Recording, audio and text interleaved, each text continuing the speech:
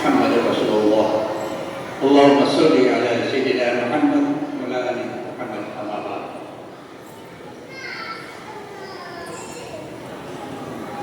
Jamaah Masjid Abu Al-Falah Wasyir yang dirahmati Allah Subhanahu wa taala. Pertama mari kita menyampaikan rasa syukur kita kehadirat Allah Subhanahu wa taala, di mana malam hari ini kita diberikan kesempatan berkumpul, diberikan kemampuan untuk hadir lagi di tempat ini dalam rangka beribadah kepada Allah Subhanahu wa taala. Kesyukuran kita juga kita sampaikan karena kitalah yang mendapat kesempatan, mendapat rahmat dari Allah Subhanahu wa taala sehingga bisa bertemu dengan Ramadan di tahun ini. Sementara mungkin hari-hari kemarin ada saudara-saudara kita yang lain yang sudah dipanggil untuk menghadap ke hadapan Allah Subhanahu wa taala. Selanjutnya semoga salawat dan salam senantiasa tercurah kepada baginda Rasulullah SAW, Nabi yang telah mengantarkan kita untuk mengerai, untuk mendapatkan kebahagiaan di dunia dan insya Allah juga mendapatkan kebahagiaan di akhirat. Amin ya rabbal alamin. Bapak Ibu hadirin sekalian yang dirahmati Allah Subhanahu wa taala, bahwa bulan Ramadan terpilih sebagai bulan suci di antara 11 bulan lain. Memang betul bahwa ada beberapa bulan juga mendapatkan kesucian, tetapi bulan Ramadan memiliki kekhususan yang memiliki keistimewaan sehingga bulan Ramadan ini dijuluki dengan berbagai nama. Apa saja kesucian kemuliaan itu? Yang pertama atau nama-nama itu, yang pertama selain bulan Ramadan, Ramadan juga disebut sebagai bulan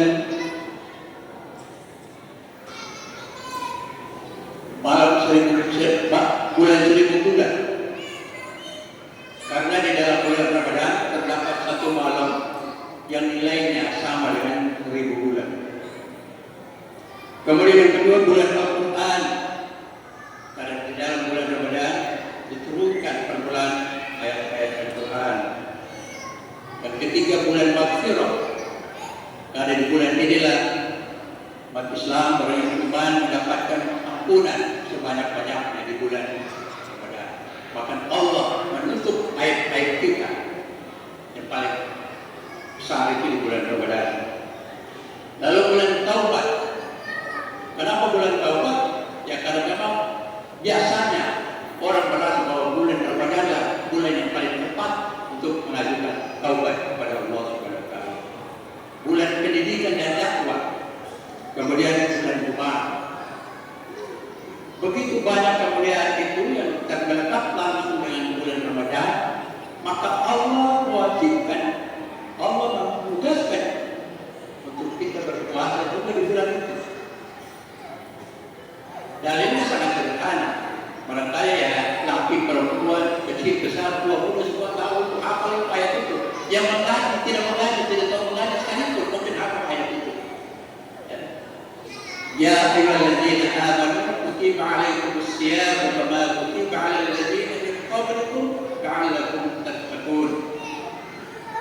Hai orang-orang beriman, diwajibkan atas kamu berpuasa sebagaimana diwajibkan atas orang-orang sebelum kamu agar kamu bertakwa. Bapak Ibu hadirin yang saya hormati, kalau kita simak ayat ini, pendek saja ayat ini, tetapi begitu besar. Nah, saya mengajak kita untuk menggarisbawahi ada 4 pokok bahasan yang harus kita bahas dari ayat ini tentang apa itu, siapa itu orang-orang yang beriman, apa itu iman. Saya punya catatan.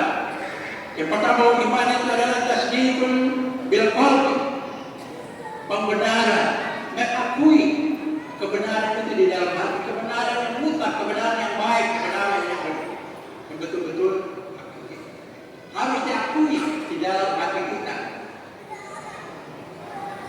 Tidak bisa bilang, ya saya beriman, tetapi betul-betul kita tanamkan di dalam hati kita untuk kita yakin kebenaran. Iman itu adalah percaya.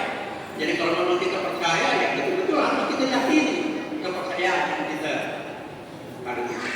Kemudian yang kedua, qaulun bil lisan, diucapkan dengan lisan. Kita bilang bahwa kita beriman kepada Allah, kita beriman kepada Rasulullah Muhammad SAW, maka harus kita ucapkan dengan lisan kita.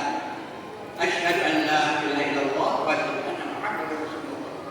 Kita mengakui beriman, tetapi kita tidak pernah menjalankan perintah Allah. Kita mengakui bahwa kita beriman kepada baginda Rasulullah SAW, tetapi kita tidak pernah menjalankan sunnah-sunnahnya.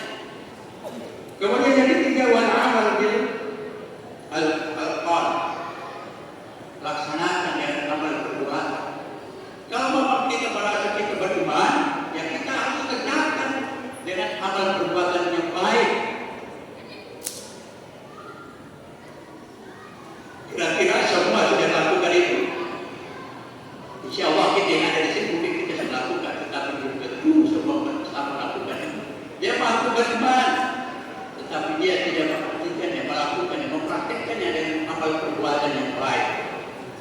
Banyak itu. Tidak usah kita tutupi, ya kan? Tidak usah kita tutupi. Banyak orang yang mempraktikkan perbuatan-perbuatannya. Yang kedua, kira-kira apa kategori sebagai orang-orang yang beriman?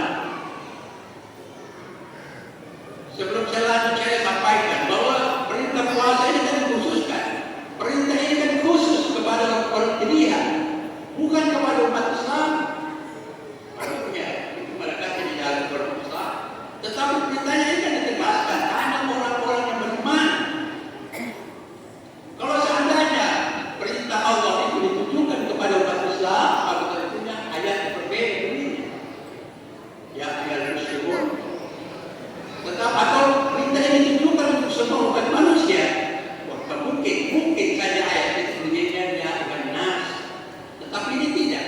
Allah membatasi hanya untuk orang-orang yang beriman, maka disebutkan di dalam ayat itu ya ayyuhalladzina amanu, hai orang-orang yang beriman. Bapak Ibu, coba kita simak siapa orang-orang yang beriman. Apakah semua umat Islam beriman? Ya insya Allah mudah-mudahan kita beriman. Tetapi kita dipraktekkan itu beriman atau tidak, itu kita sendiri yang tahu. Maka kita mengukur bahwa kita sudah beriman atau belum menurut ayat-ayat Al-Quran. Coba kita simak beberapa ayat Al-Quran. Yang pertama Allah ayat 3 adalah bahwa percaya kepada yang gaib, mengerjakan sholat dan suka berinfak. Ayat bunyinya begini, alladzina yu'minuna bil ghaibi wa yuqimuna sholata wa mimma razaqnahum yunfiqun. Percaya kepada yang gaib. Ya percaya kepada Allah itu gaib, percaya kepada akhirat itu gaib, surga neraka itu gaib. Ya, percaya pada hisab itu kan gaib. Tetapi kita tidak merasakan itu.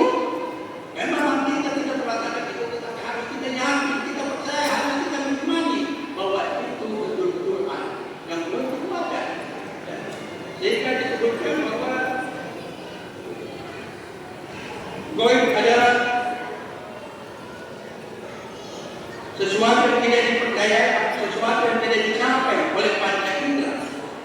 Jadi sesuatu yang kita tidak bisa lihat, sesuatu yang kita tidak bisa ukur dengan otak pikiran kita sendiri.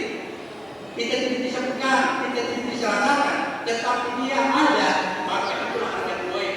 Allah itu ada, walaupun memang kita tidak lihat. Surga itu ada, kita tidak pernah merasakan itu, tidak pernah melihat itu. Neraka itu ada. Apakah ada umat Islam yang tidak percaya itu? Yang harus percaya. Kalau dia tidak percaya, maka otomatis dia tidak beriman. Lanjutan dari ayat ini adalah wa yuqimuna sholata, mengerjakan sholat. Tegas ya ayatnya, mengerjakan sholat dan suka berinfak, suka bersedekah, itu orang yang beriman. Nah kalau umat Islam yang tidak pernah tidak jarang malas untuk mengerjakan sholat, maka kira-kira masuk dalam kategori ayat ini.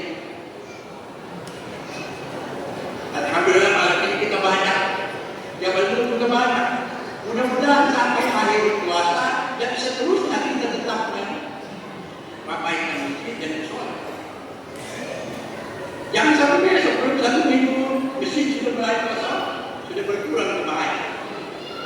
Itu ukuran daripada orang berdebat itu kurang dari hati kita. Jadi sekali lagi bahwa ukuran orang berdebat itu kita dipercaya boleh melaksanakan sholat lalu suka berinfak, suka bersedekah. Bapak Ibu, jangankan bersedekah, sudah. Yang wajib saja dalam keadaan umat Islam melalaikan itu. Banyak orang kaya yang melalaikan untuk menunaikan kewajiban yang membayar zakat mal. Kalau ini dipraktekkan, ini yang dikerjakan, maka otomatis dia keluar dari pengertian ayat-ayat. Lalu yang berikut, percaya kepada Al-Quran. Bukan hanya Al-Quran, tapi seluruh kitab-kitab Allah yang diturunkan di muka bumi harus dipercayai. Kita percaya bahwa Al-Quran itu ada untuk kepentingan umat manusia, terutama umat Islam. Percaya bahwa pernah Allah turunkan Zabur, Taurat, Zabur, Injil. Jangan sampai kita, itu kan bukan kitab saya, maka saya boleh percaya. Kita harus yakin dan percaya bahwa Allah yang turunkan ayat-ayat apa? Kitab-kitab itu, maka harus kita yakini, kita imani. Soal orang menggunakannya seperti apa itu urusan orang lain. Kemudian percaya kepada akhirat, percaya kepada para nabi. Lalu kemudian di ayat yang lain, bahkan ayat 3, orang yang melaksanakan sholat dan orang yang suka makan di jalan. Ini kan kategori yang paling tegas, paling simpel kategorinya. Nah, kalau umat Islam tidak mempraktekkan, orang Islam yang tidak mengerjakan ini sesuai dengan firman Allah, ya otomatis saya tidak berani bilang tidak beriman, tetapi ya silakan terjemahkan sendiri. Saya beriman atau belum? Kan hanya kita sendiri yang bisa mengukur itu. Dan bisa orang lain. Saya sudah sholat atau belum sesuai dengan ayat Al-Quran ini. Saya sudah berinfak atau belum? Bapak Ibu, infak sedekah itu kan bukan harus uang, bukan harus makanan. Tidak banyak harus kita sedekah. Banyak caranya, gampang itu. Senyum saja itu sedekah. Memberikan nasihat yang benar, yang baik kepada orang lain itu kan sedekah. Jadi mari kita bersedekah, berinfak sebanyak-banyak.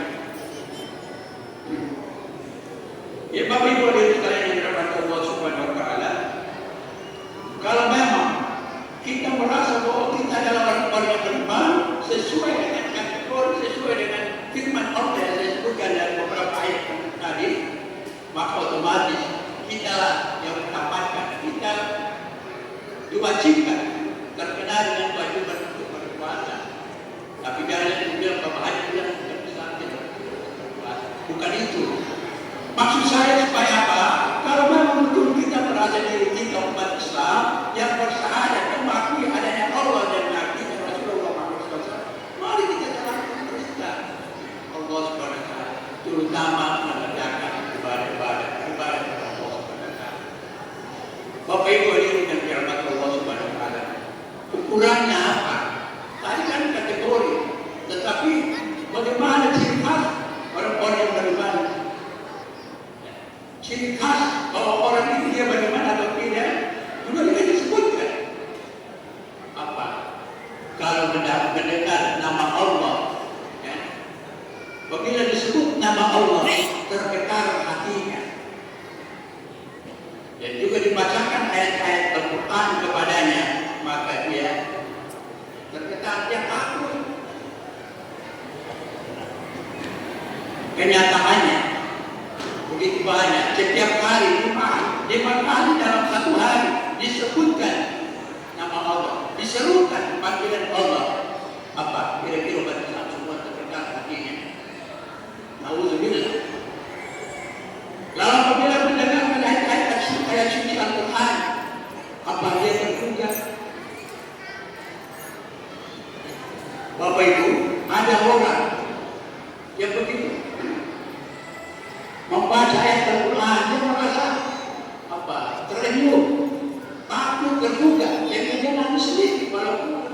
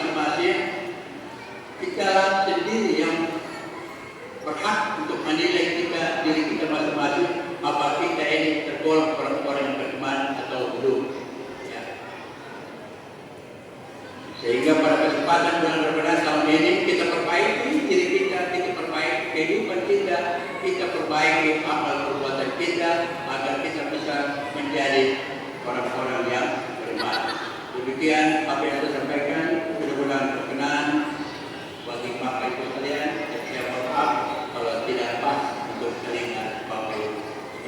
Wassalamualaikum warahmatullahi wabarakatuh.